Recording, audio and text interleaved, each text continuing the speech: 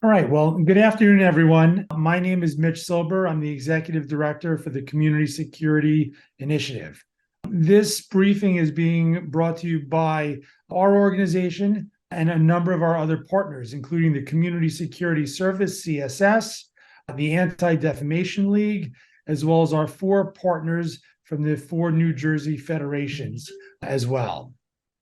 We wanted to put together this briefing sort of on the fly, given the incidents that have been going on both overseas and here in New York City, and provided an opportunity to just talk about potential added security precautions you and your institution may want to consider.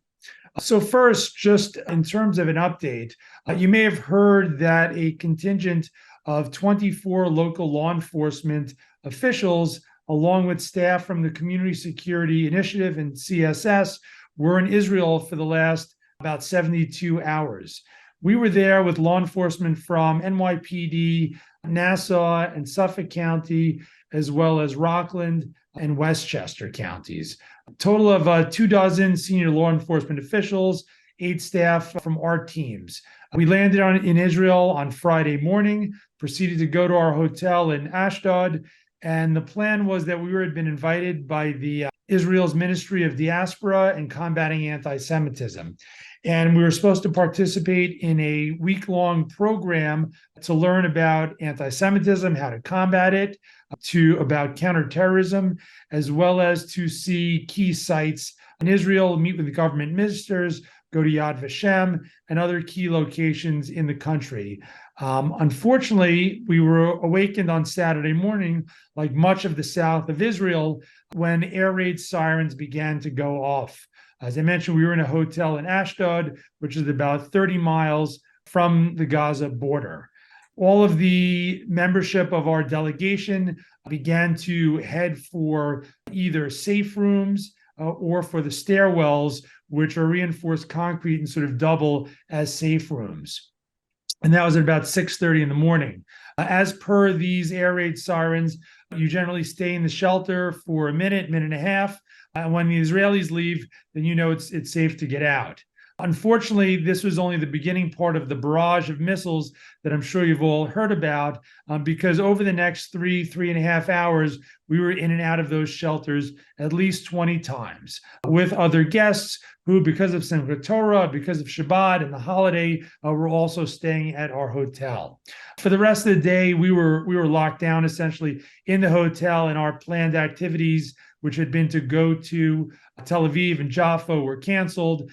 And we were visited by the leadership from the program who was hosting us and assured us that they thought the next day we could begin the normal part of the trip. There was one more air raid siren on Saturday night. And in speaking with our hosts, in speaking with the NYPD liaison to Israeli National Police, we began to understand that unfortunately, this program was not going to be able to be completed in the way that we had all hoped. And we began to look at the possibilities for leaving Israel, since the safety of our delegation was paramount. As you've all read, as you understand, many international and U.S. carriers have reduced, if not canceled, all of their flights in and out of Ben Gurion Airport. So we had to get creative. Fortunately, we were able to find a flight that left on Sunday afternoon via Arkia Airlines to Dubai, and then we could connect through Dubai back to New York. That worked well. Thanks again to the NYPD liaison who helped us get through the airport. Felt a bit like a scene out of Argo, and we were able to get to Dubai. And thankfully, the entire delegation landed safely this morning at JFK, and everyone's had some time to get back to their particular geography and homes, all safe and sound. One thing I think the delegation took away from this visit, and I forget which chief made the analogy, but it felt to them like we had essentially arrived in Israel. It was as if someone had come to New York on the morning of September 10th, come to Manhattan, checked in their hotel, and lo and behold, the next day was September 11th, 2001. So we essentially arrived in Israel the day before their September 11th. I think we all left with a heavy heart, seeing Israelis mobilizing, cars parked for as far as the eye could see on the side of highways as they showed up at their bases to mobilize because they were preparing to go to war and do what was necessary. Although, we felt like we were well prepared and safe in our hotel with all of the safe rooms and police that were staying with us. Ultimately, it seemed like at that point, we didn't want to be a burden for our Israeli hosts, and it made the most sense to get home. But I think clearly all of the members of the delegation took from this great sympathy for the Israeli population and understanding the way civil service works in Israel, that everyone, when called upon to do their duty, shows up, no questions asked, regardless of what the politics has been over the last few weeks. I don't know if Richard Preem from CSS is on the Zoom. He co-led the trip with me, and just want to turn it over to you for some comments. Thanks, Amit. And I think you gave a very good summary of all the specifics and everything that we went through. I will only share 3 anecdotes, which I think illustrate a little bit of what we were seeing. And the first is that on Saturday, as this was going on, we were in constant contact with our NYPD liaison, with the US Embassy, with our host of the Israeli Ministry of Diaspora Affairs. And at one point, I was trying to get a hold of our Israeli host, and he didn't respond. And it took almost a few hours before I finally got an audio message from him. And we were staying in the southern town of Ashdod, and he lived even further south. And as he was sending me the voice message, he said that he wasn't able to respond to me sooner because his town was under attack. And he was looking for his family. And as he was responding this to me, I heard gunshots on the background. So this is a person who literally had to stand up and defend his own home, and luckily succeeded and everyone was safe. But it was another moment where we came to the realization that we didn't want to be a burden. It's not only the safety of our delegation and of the people who are responsible for taking there, but also that Israel's going through a crisis that they had never seen before, and we needed to give them the space to do that. The second is the delegation that we were with, and I think Mitch already alluded to it, the amount of empathy and understanding and kindness they showed to the Israelis, to the hotel staff, to the soldiers, to us, in dealing with this very, very difficult situation, I think was something that left a deep impression on all of us of the organizing committee, so to say. And I think it really shows the kind of partnership we have with these agencies. And then the last anecdote, as we were driving to the airport, we passed a road where on the sides of the road, there were hundreds of cars parked, empty. And I asked the bus driver, what are these cars doing there? And he said, well, there's a military base here. And these are all the cars of the reservists who have heeded the call to report for reserve duty. And as he said that, I saw a mother stop the car, and 2 young men stepped out, grabbed their backpack, and walked to the base. So anyone who is saying that Israel's divided, that Israel's in a difficult spot, obviously it is in a difficult spot, but the country is coming together. And one big feeling that I think all of us had when we were driving away from there is that the country is rallying behind its troops to defend itself. Great. Thanks so much, Richard. I think we're going to turn to Scott Richmond, the Regional Director for the Anti-Defamation League for New York and New Jersey, to talk a little bit about what's going on here on the home front in the greater New York, New Jersey area. Thanks so much, Mitch. And really, it's an honor to be a part of the Jewish Security Alliance, along with you and CSS and the federations, especially, it was created really for not really for this moment, but hopefully for much smaller events. But certainly it gives me great comfort to be a part of this alliance at this moment. So, of course, we are most disturbed by the pro-Hamas rallies that have been orchestrated already. We've counted 39 that took place yesterday across the United States, including one right here in Times Square, including several in New Jersey that took place yesterday. Really very disturbing rhetoric. These are pro-Hamas rallies. So, Hamas, a terrorist organization that's been declared a terrorist organization by this country for decades, that butchered people, a real extremist organization. This is not a matter of the Arab-Israeli conflict. This is not a matter of the kind of ideological issues. This is an extremist organization, and people in this country are throwing their support for this entity. I'll give you a sense of some of the things that we saw in Philadelphia. We heard the Hamas declared as freedom fighters, fighting for freedom. Every person who died yesterday was innocent. This is in terms of the Hamas. Every Israeli settler by default is a terrorist. In other cases, rally-goers strongly suggested support for a Hamas attack, sometimes arguing that resistance is not terrorism. In New York City, we saw that a protester held up a swastika, an image of a swastika on it, And across the nation, they were denigrating Zionists, calling for the exclusion of Zionists from public spaces. Really horrific how this is being turned around. In New York City, at the Times Square rally, the crowd cheered after a speaker mentioned 5,000 rockets were fired at Israel. And that was actually the moment that the rally attendee held up the swastika. In Anaheim, California, this is a moment where Hamas is taking control. In Washington, make no mistake, we are celebrating. This is the kind of rhetoric that we're seeing. Also in New York City, the chant was 1, 2, 3, 4, occupation no more, 5, 6, 7, 8, smash the settler Zionist state. This is a sense of what we're dealing with, but it's not just the rallies.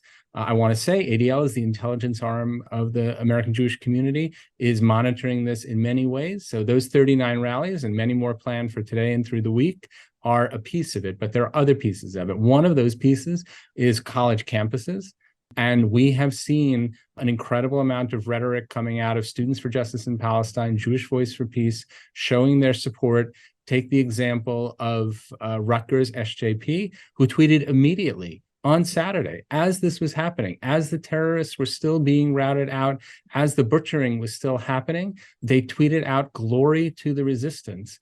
I for one thought that there would be some sort of moderating of tone out of respect for this unbelievably extremist situation, but instead, Palestinian supporters in this country feel that it's the right thing to do to double down and push out this horrific rhetoric.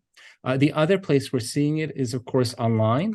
And online, it's not just a matter of those on the left in the traditional pro-Israel space, but also those on the right. We saw Friday to Saturday a jump in anti-Semitic rhetoric on Telegram, for example, of 500%. So, this is just the beginning. And of course, on many, many channels, not just on Telegram. This is just the beginning. We're really at the stage here where there's an incredible amount of sympathy for Israel, and you see it around the world, elected officials, community leaders, faith leaders. You can see on our site statements from Martin Luther King III, NAACP, National Urban League. This is the kind of support we're getting. But this is this moment. As this changes and as the situation changes with Israel going in, and many Palestinians, unfortunately, will be the victims of that, we're going to see a shift. I fear if this is what we're seeing at the very beginning, for what we will see as this goes on. Great. Thanks so much for that update, Scott. And, I see a couple of questions already percolating in the chat. And, Scott's giving you sort of a big picture, local picture, and for hyper local here in New York, the intelligence team, CSI team, the team that dual-hatted working with ADL, we're monitoring all of these protests here in New York City, and we're in regular contact with NYPD and or the appropriate law enforcement agencies. And in fact, even while we were in Israel, our law enforcement partners were mobilizing increased patrol based on what was happening in Israel. So we're watching it, we're monitoring it in real time. It's a dynamic situation. As we learn more, we're passing that to the appropriate law enforcement agency. And, it's going to be busy for us the next few days, and for them for sure. I just want to add one other thing, which is that, there have been lots of protests and counter protests here yesterday in Times Square, but yesterday there was also one at the UN. And it seems like groups are gravitating towards each other. They're looking for a fight, and that's what happened. It was all verbal yesterday, and I believe today as well. But if you're here in Midtown, which I am, you are seeing people all over the streets with flags. And it's going to happen again tomorrow, of course, because there's the largest rally, most likely, is going to be taking place tomorrow. It's sponsored by many of the organizations. It's at 5 p.m. at Dag Hammarskjöld Plaza, which is at 47th Street across from the UN. Each group is looking for the other group in order to be heard in front of them. We know from experience that a lot of the violence that happened in 2021 happened on the periphery of these rallies. And that's, of course, what we are particularly concerned about and are looking out for. Thank you, Scott. So let me turn to Bill Hayes, the CSI Regional Security Director. for the Bronx and Westchester, who's going to talk a little bit more in detail about what security precautions schools should be taking as we deal with this heightened threat environment. Thanks, Mitch. And just want to start off that to kind of focus the conversation to remind everybody that the best response to what's happening now is to focus on the fundamentals. 24/7, 365 days a year. Certain times of the year, things happen. The high holidays just ended. We're in the middle of an extremely serious crisis. Emotions are high, tensions are high. But if we can unravel that and get back to the fundamentals, you'll be well prepared to protect your synagogue, your school. And I have a few basic recommendations that we're going to talk about along those lines. So narrowing the focus and treating security as a day-to-day process, not just something that you deal with when there's a crisis, kind of like brushing your teeth. If you have good security hygiene, or if you brush your teeth every day, you're going to stave off bigger problems down the road. The fundamentals really can be narrowed down to some bullet points. And in no particular order, except the one that I'll put at the top of the list is access control. If you look at the history of terrorist attacks domestically and abroad, it's the ability for a bad actor to access the target that really makes a difference. Domestically, if you think about Tree of Life and other attacks, the point of entry to where the offender got to the victims of that attack was something that needed to be addressed. So as you're looking at your own school, your own synagogue, focus on and try to narrow the ways by which people on a routine basis access your building. And ideally, best practices is there should be only one point of access and egress from your building, and that narrows the opportunities for somebody to gain unauthorized access to your building. Decision making is important, and this is critical for those in leadership or executive positions in an organization. You may have working for you that are paid security contractors, off-duty security, police officers, security volunteers. But remember, at the organizational level, somebody has to retain the decision-making authority, because the overall operation of a facility includes not only security, but the other things that have to take place in order for you to successfully deliver the service that you deliver to the community. And as part of that decision-making process, the silos between the different disciplines within your organization need to be eroded. So in addition to security and leadership, you have the folks that take care of maintaining the facility. If you are in a school, you've got the educational staff, you've got clergy in a synagogue. All of those different disciplines should be connected at the hip when it comes to the security planning process. And that's going to help you in terms of dealing with contingencies when something goes wrong. And when I talk about contingencies, in this conversation, we're talking about an unauthorized entry, somebody who's going to commit vandalism or maybe do harm, intending to do harm to someone. You have to consider those contingencies and identify and play the what if game and have at least a thumbnail sketch of a plan in place, whether it's a tornado, a terrorist attack, a crime. As part of dealing with those contingencies, you also want to make sure that you are establishing and maintaining strong relationships with your law enforcement and other public safety partners, and make those connections to make sure that everybody's on the same page in the event that you need to address a contingency like a terrorist attack or a protest or something along those lines. And then finally, let's talk about vulnerabilities. Typically, in a non-emergency situation, we talk about vulnerabilities. We talk about dealing with hardware, windows, cameras, alarm systems, things like that. Other vulnerabilities that are not in the physical sense may exist within your organization, and it depends on how your organization operates. If you're in a school, when children are arriving or departing from the school, you are more vulnerable when people are entering and exiting the building, or when the doors are unsecure. If you are in a synagogue, it might be at the beginning of the services and at the end of the services. So make sure that you have a plan in place to deal with those vulnerabilities. And it may be as simple as during dismissal or arrival of students, or at the beginning of or end of services, you surge resources, you augment the resources that you have at those points of access. Before any special event, a lot of rallies, anybody that's involved in supporting that special event, get together and have a pre-event briefing so that plans, vulnerabilities, contingencies, and communications can be sorted out. if you can, could you cut and paste some of your bullets into the chat?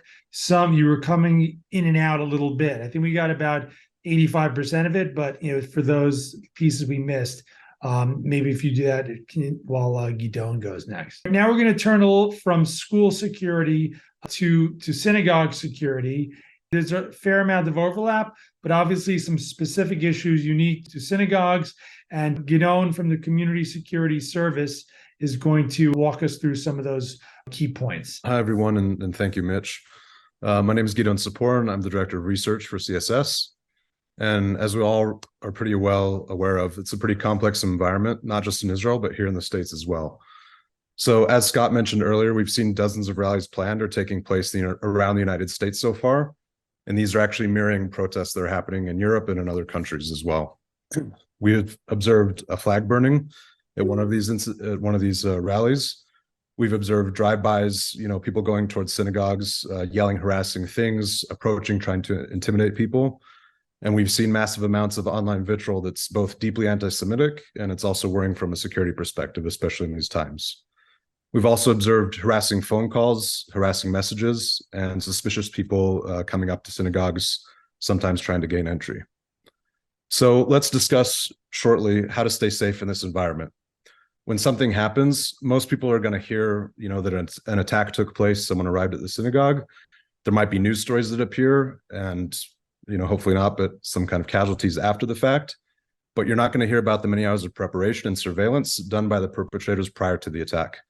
And that's really what we want to concentrate on at CSS. So the majority of attacks or things like that on Jewish targets include some level of surveillance, some level of preparation, and we have the opportunity to train members of the congregation to disrupt that activity and prevent or deter the attack from taking place. So by learning to recognize and report those activities, we can help prevent violent attacks from harming the community. So let's go over real quick, kind of a refresher. What are suspicious activities that we might observe outside of our institutions? So when we talk about people, we might think of persons who stay in front of the facility for long periods of time without trying to enter. People are walking by multiple times showing interest in the facility, in the synagogue. Obviously, people videotaping, sketching, taking notes about the synagogue, security personnel or equipment. People entering unauthorized areas, trying to gain access somehow, or tampering with security equipment, cameras, comms, the door, if no one's manning the door. People coming up and asking unusual questions to staff, visitors, to security personnel, or sometimes trying to gain entry by walking right behind them and trying to get in, not being checked. People providing evasive answers to common questions regarding the reason for visiting. Why are they here? They can't answer that question. That's pretty suspicious. Then if we talk a little bit about vehicles that are driving by in an unusual speed, either very quickly or very slowly. We had an incident, I think yesterday, where someone kind of sped up really, really quickly to intimidate and then zoomed off. And if any of the occupants of the vehicle are taking interest, in the synagogue or the facility, the same vehicle driving multiple times around the synagogue, coming back again and again, like repeat vehicle. If a vehicle seems out of place, if there's altered license plates, for example, really dark tinted windows, sort of those kind of signs that might suggest a suspicious vehicle, offensive bumper stickers, and obviously in the environment today, flags, people hanging out, yelling stuff, all that stuff's going to be suspicious. Vehicles parked nearby with someone just inside, not doing anything, kind of sitting and observing. That's something that we need to keep a lookout for. And then vehicles that are parked near a facility and have suspicious items that can be seen inside or on the car. So maybe walking towards the shul and looking in the windows and you see something that's suspicious there, it's time to call it out and alert authorities. And these are kind of all the things to think about when observing suspicious activity. The second thing I want to talk about is following basic security procedures. So we've kind of covered a little bit, but think about open doors. Can anyone enter the synagogue without permission? Are the doors always open? Is there someone there doing access control? Is there a guard checking people that are coming in and out? What about side or back entrances? If you think of the building as an envelope, is it secure or is there some way that someone can get in? Open windows is another part of that envelope. Can someone enter through the windows? Can someone observe what's happening inside of the facility where people are sitting? Are there blinds or something you can close to prevent that? Is it easy to throw something inside? That's a low-hanging fruit for an attacker, to throw a rock or something inside, and shooting as well. So keeping doors, windows, curtains closed, or at least under supervision isn't that difficult, and it can easily save lives. Another thing are groups of careless people. It's inevitable that people are going to be walking out of synagogue together, but are people walking right towards a busy road where it's more dangerous? Are kids that are part of the synagogue playing in an area where they're more vulnerable? Our job is really to protect Jewish life as well as Jewish way of life. So people are going to walk out of synagogue together, and children are obviously going to be playing. But we need to be aware of the vulnerability of a car ramming attack or a drive-by shooting attack, and it might make it a better choice to avoid walking on or near a big road, taking back roads, etc. Obviously, if there's a demonstration or riot taking place nearby, which there are many scheduled, we want to avoid those areas. Those are areas of conflict. And, unfortunately for some people on all sides of the political spectrum, someone or a building identifiably Jewish, it's going to serve as a lightning rod for their anger. Even seeing Hebrew letters, Israeli flags, those are things that are going to set people off right now. And this is evidenced in cases of assaults, harassment, and vandalism that we've witnessed over the past year. So it's better to avoid if you can. These are all examples of low-hanging fruit with regard to security procedures. And just to summarize in 3 points, be aware of how people come in and out of your building. Don't make yourself or your family or your community more vulnerable than you have to be. And if you see opportunities to make your institution more safe, say something and do something about it. Thanks, Mitch. Great. Thanks so much, Guido. Much appreciated. Liron Felibi, our Regional Security Director from Long Island. Liron, you wanted to add up a couple more points before you head to Q&A? Yeah. All right. So I'll just say a few points that I want to make sure everybody are aware of. The first point is Bill was talking on one entrance. And I really believe that the devil is in the small detail. You have to really be prepared and have an access control protocol. You have to be prepared to the moment that someone that cannot be let into the facility is at your door. And you have to ask yourself, what do we do at that point? And it cannot be something that is being improvised. You really have to sit down and think, yes, this guy is in the door. What do we do now? How do we lock the door? How do we lock the other door? Who do we notify? What we tell to the kids and staff? This is the first thing. The second thing I want to talk about is mail and deliveries. One of the easiest options to hurt a facility is actually send you something. And you have to have, it's recommended to have a process of screening mail and deliveries. Make sure somebody is looking at what you let into the facility before you let him inside. And there's many in our CSI website and other website flyers that you can see and read about suspicious signs in mail and deliveries. And you can access us for any other information. So access control, mail and deliveries. The third thing I want to mention, and we just saw it 2 weeks ago, anonymous calls and threats. I believe that when the threat will rise, we're going to see an uptick in those incidents. You must, it's recommended to have a protocol, know what to do. Brief the people that are answering the phone in your facility. Tell them what to do if they're receiving that kind of a threat in a phone call, what to do if you receive it by an email. You have to write a protocol, and once again, we can help you do that. So access control, mail and deliveries, and anonymous call. The last point I want to mention is preparedness for emergency. We have to prepare for the moment that something happened, an active threat. You must develop a plan. If you don't have a plan, develop a plan for an active threat and practice it. We have the resources, both CSS and CSI. We have the way to help you with making those protocols and train you on how to prepare to that moment. That's it. I will conclude by repeating those 4 points: access control protocol, mail and deliveries, anonymous threats, and emergency plan. Thank you. Thanks so much, Liron. And I think, one thing that we didn't mention that is just worth pointing out is it is a dynamic situation in Israel.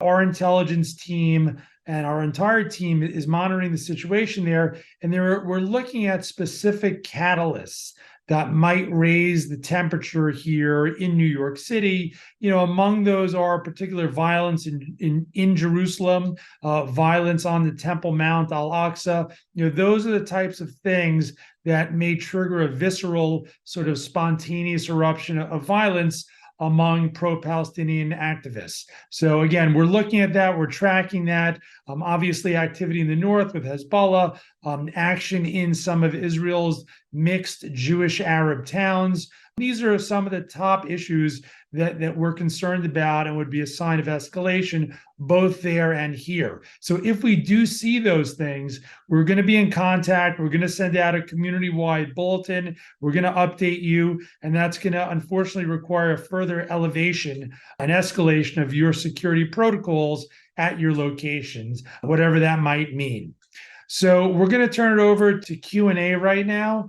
Seth, anything that you see in the chat we should address first? Mitch, there's one participant asked a really good question that I'd like to address, if that's possible. Yeah, jump in. If organizations are holding vigils open to all, should people be required to register and get vetted and register for Zoom as well? That's a really good best practice. And I opened with improving security for a time like this starts with having fundamentals year round. So normally you want to have control over who's coming into your Zoom meetings, who's coming to services, high holiday services, and registration and vetting participants is one of those things that helps reduce any vulnerabilities that might occur as a result of those activities. But I know today and in the next few days, there are a lot of organizations in various regions that are holding vigils and rallies, and it's important to encourage participation from the community and keep those vigils open to as many participants that want to come out and support the event. But as a result of those events, there are additional vulnerabilities that are created that you need to address. That doesn't mean you shouldn't have the event. That just means you have to consider those vulnerabilities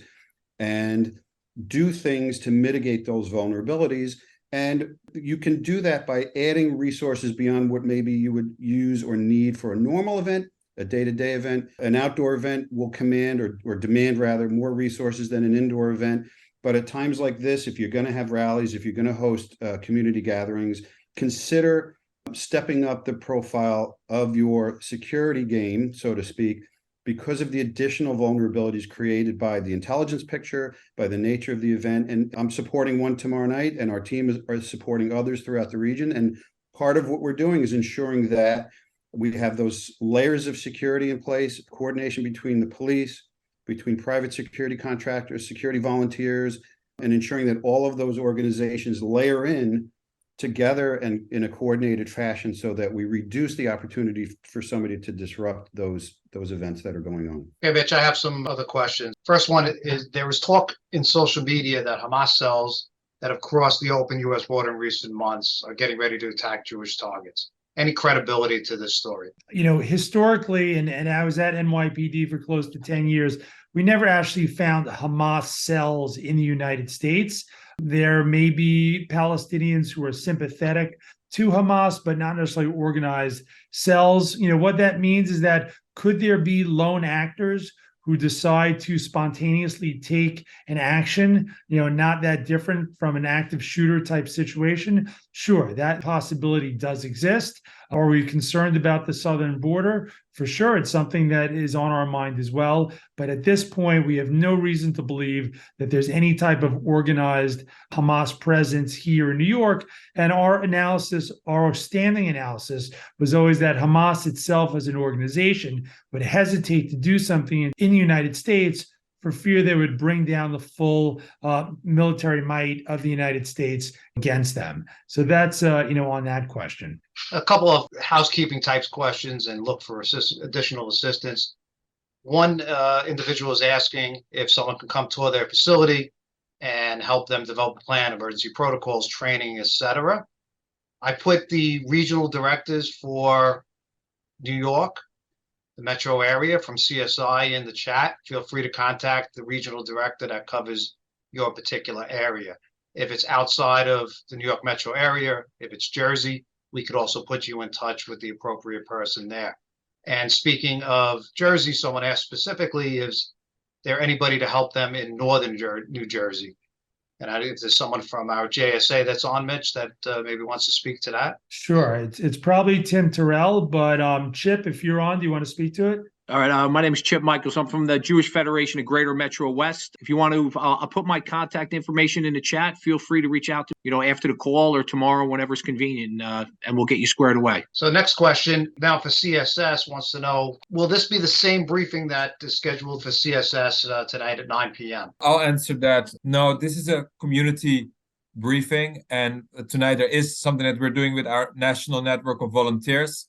It's a closed meeting for the volunteers who are going to be standing on shift at their different institutions, because there are certain best practices that we want to refresh them with, given that they're going to be responsible for security at their institution. I will say, if anyone is interested in building a volunteer security team, training your community members to be able to help paid security by serving as trained volunteers at key times, such as high holidays or Shabbat services, come to us. You can look at us on our website, register or sign up or contact us there. Or our Senior Director for Outreach and Law Enforcement, who covers the Northeast, Chuck Berkowitz, who was with us in Israel as well and helped us get back safely here to the US. He is point person, and Chuck, maybe you can put your details in the chat. If organizations are holding vigils that are open to all, should people be required to register and get vetted and register for Zoom as well? Well, on the Zooms, certainly it's worthwhile. And, this is what we practice, what we preach. All of you had to register to our Zoom before you could participate tonight, for sure. With the vigils, it depends how intimate it is. If we're talking about, a 25, 50 person type vigil, sure, you could certainly ask people to register. We're talking about the big community-wide UJA-led, JCRC-led event tomorrow that's going to be in Times Square. That's obviously not necessary. There's going to be security on the ground there that's able to factor in and vet people from a physical standpoint before they enter the rally area. So to talk a little bit about firearms in the synagogue, what about recommending, and also in schools, a shul member or school staff who has a carry permit to carry a firearm? And as an additional part of that question, which is another question, but we could add it on to this answer as well, if a synagogue already has armed guards, should they also have less than lethal weapons in a synagogue? So we can start with the first part about someone who has a carry permit, using them to protect school or a synagogue. You want to take that, Richard? See, you throw me all the easy ones, Mitch. Thank you. We don't probably talk about our firearms policy because we don't, need people to know what we do and don't do. However, our firearms policy is very stringent. And one of the reasons behind it is that a lot of things can go wrong with it. And I think if I could pass the buck to my colleague, Chuck, who spent over 20 years as a senior detective with NYPD, he can maybe elaborate a little bit about what are some of the considerations or challenges that carrying near a school or at a synagogue for people who are not professionally involved in law enforcement can mean. So Chuck, if you want to speak. Yeah, I mean, the issue is safety for members of the school, the children, members of the congregation. The ability to react calmly and coolly in a time of crisis after you've been at a range shooting a paper and not been properly trained could actually be more negative than positive. You need to have people who are professionally trained. Just because they have their concealed weapon does not mean that they are capable of protecting the community, the children at the school, and it could be a true detriment to everybody involved. On top of that, when law enforcement comes, if they do not know how to properly identify themselves to law enforcement, you really are now entering a real problem with true friendly fire, with law enforcement not understanding that individual is a friendly and not a foe. And that opens up a whole nother situation. So the reality of it is they need to be properly trained to a point where if it's where truthfully the security director of that region, if they are leading any sort of firearms training, which I don't know if they do, they would almost have to, sign off on it. But that's a big ask also, and their insurance liabilities. So to truly answer the question, I would say having someone who just has their carry permit is not a great answer to having off-duty law enforcement or paid security who are trained. So next question, a procedural question. Many schools and synagogues have a guard outside.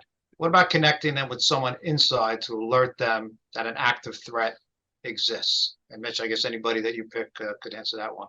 Sure. Bill, you want to take that? Yeah, so any and that's fairly common. It's you want to, if you have those resources, having people inside, people outside. Sometimes they might represent different organizations. You may have CSS agents on the inside and maybe a paid security guard on the outside, or vice versa. Those individuals, and this speaks directly to the point where I mentioned eliminating and eroding the silos that separate the different disciplines that are helping you out. They should have a means of communication. Portable radios are the best means of communication. Every CSS team that I know of is equipped with portable radios. And I would even add, if you have paid detail police officers or you're hiring police officers that are going to support your event, they too should have your facilities radio in their hands so that everybody is on the same page communications wise, whether they're inside, outside, whatever patch they're wearing on their shoulder, or whomever they represent. Next question. How can we get timely information about ongoing rallies and other tension points with pro-Palestinian activists in our area? For instance, I heard about a 2 p.m. rally that was completely by accident. I didn't receive any notification on this. We don't have a great answer for that one because, number one, there's just a very dynamic situation in terms of the protests and rallies. Some of these are spontaneous because in some of these locations, you actually don't need to have a permit in order to have a rally per se.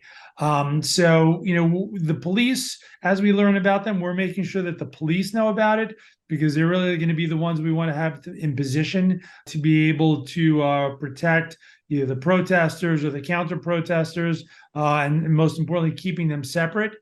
So unfortunately, I don't think we can commit to being able to, in real time, letting everyone know when and where rallies are. Historically, when we do have advance notice, let's say if it's an event that's going to happen near a school and it's going to happen at the time that children are let out of that school, we have been able to let, let's say, a school on the west side know that, there's going to be a pro-Palestinian event at John Jay, nearby their school. So it's not a, perfect answer, but, as we know, you can rest assured that law enforcement knows about it. And in New York City, if people are interested, they can go to the Office of Emergency Management website and sign up for alerts, which are free, which you can get text message and emails. That doesn't mean you're going to get alerts of all these protests, but if there is some large scale event going on and something that's really dynamically affecting areas in the city, they do put out typically alerts, which can include other things like traffic and other things that have nothing to do with protests. So keep that in mind, and you can take a look on the New York City website for people that are within the 5 boroughs. Just to circle back, we just missed the question about less than lethal weapons for security in synagogues. Our thoughts on that? Yeah, listen, it depends what we're talking about, but generally, yes, that's fine. The caveat is that someone knows how to use it. If you're going to have a taser or something, you don't want someone who has inexperienced with something like that in your facility. It should be calibrated to the skill level of your security team there. If they're comfortable, with baseball bats and that's sort of what you want, certainly no issues there. But if you start to, move up the sophistication level of non-lethal weapons, you must have people there who know how to use them. Listen, our greatest fear is that someone who doesn't know how to use it whips it out and then suddenly it's taken and used against them. So just keep that in mind as you consider what you're going to put in your location. We had press in our parking lot today. I feel they represent a security threat, and I asked them to leave. Am I overreacting? I think it depends on what they're doing there. You're certainly within your right to approach them and ask them what is the purpose of their positioning of themselves in your parking lot. And if you don't like the answer and you're uncomfortable with it, you can, request them to leave. If it's a private parking lot, obviously you can then escalate if they're not cooperating to law enforcement. Okay, another question for CSS. What is CSS doing in New York City now? So I guess more to, what you do as CSS. So the main thing that we do is to train community members in volunteer security. Why is it called volunteer security? Not because it's not professional level security training. It just means that the people participating in it are not getting paid to do so. So we have a number of synagogues in the greater New York City area that we work with. It's growing very, very fastly because of the work that Chuck and others on the team are doing. And basically the idea behind it is as follows. You are going to know your community better than anyone. You're going to know there's a door in the back that catering uses. Let me check that it's closed. You're going to know 80% or 70% of the people who come regularly to services, so you're more easily able to identify when someone is out of place. So there's this added advantage of having community members be involved in security, that they understand their institution. And the other thing is that we've seen is that once people get involved from your community in the security, they're going to be paying attention because it's their friends and family inside. They're not going to be sitting in a guard booth watching YouTube videos. You're going to be proactively doing the techniques that we're teaching them, whether it's searching and sweeping the environment, whether it's performing access control, whether it's making those, thinking about emergency procedures and how to implement them, but also how to handle delicate such situations, such as having press arriving at your facility and how to handle that in a way that's appropriate and prudent. So we are in New York City. We have a number of programs that we make available to Jewish institutions. They're all free of cost. And I recommend anyone who is interested to reach out to Chuck or to check our website and see how we can help you. Any last questions, Seth? Yeah, I think this is a good last question, Mitch.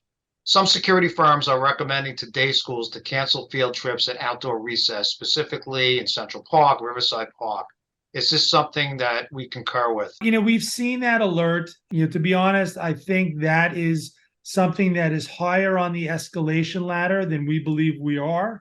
As I mentioned earlier, we're monitoring what the actual situation is in Israel and what type of events or incidents might be more inflammatory from a sort of pro Hamas type person. So we still think that classes can go outside as long as they've got teachers and supervisors with them. We still think schools can go on trips as long as they've got some type of adult supervision. So I think, on that particular tactical issue, our view is, all things can continue as planned as long as there's supervision for that. We may get to a point, and I hope we don't, where we want to have a much lower profile for our, obviously visibly Jewish school children. And if we get to that case, we will let you know through our communications system. Quick point, Mitch, to that, if I may. Sure.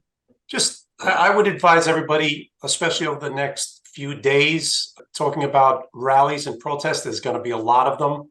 There's actually a laundry list, and some of them, as Mitch pointed out, a pop-up. But this is really a time to exercise situational awareness. It's not the time to walk around with your head buried in the phone, especially if you're going to attend one of these rallies. Or you might be on the other side. You might be protesting, whatever your persuasion is. But don't put yourself unnecessarily in harm's way.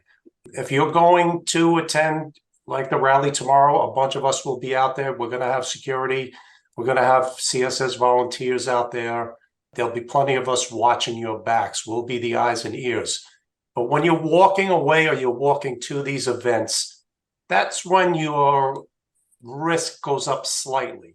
Because what we saw in 2021 is a lot of the violence that occurred was in the after these things broke up and people broke off into groups and dispersed out on the streets. There was a rally today down by the consulate. They took to a march across 41st Street, similar to what they did in 2021.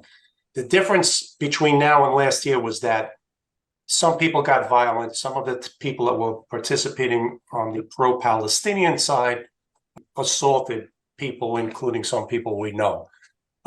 In some cases, those people just didn't see it coming. So don't be like what I see people on the platform do all the time on the subway. Why you would want to do that on the subway anyway? Don't have your head buried in the phone. Have situational awareness. Know where you're going. Be deliberate about what you're doing. Look around. Just make sure that, if you see something that doesn't look right to you, don't be curious. That's not the time to be curious. Have some situational awareness, especially in the next couple of days. Thanks, Mitch. All right. Well, with that, we're going to wrap up tonight's briefing. Thank you all for participating. I hope you found this useful. And as I mentioned, our organization, CSI, CSS, ADL, our partners in New Jersey, we will be in touch as we learn more, and we'll be monitoring this on an ongoing basis. So have a good night. Stay safe.